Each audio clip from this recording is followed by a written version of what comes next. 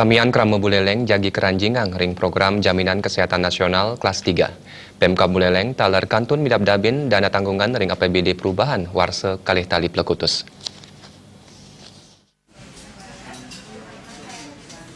Sani mangkin akeh Krama Buleleng wendan domas 14 tali 350 diri.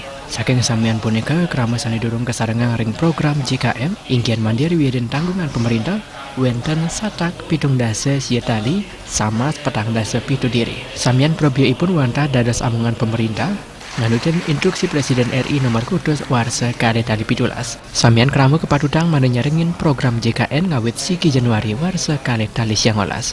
Menurut Wakil Bupati Buleleng Nyoman Sujidra, ring warsane puniki Pemkab Buleleng kantun ngutsayang penganggaran dana tanggungan ring APBD perubahan manda samian krama Presiden ngemuliang JKN.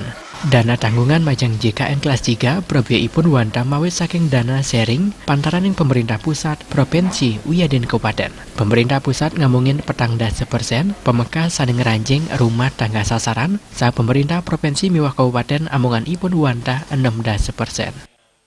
Sesuai dengan instruksi Presiden nomor 8 2017 bulan Desember tahun 2017 bahwa pada 1 Januari 2019 semua penduduk di Indonesia itu tercover oleh JKN dan diharapkan Pemda ada sharingnya di mana nanti APBN 40% dan yang 60% sharing dari Pemprov dengan Pemprov.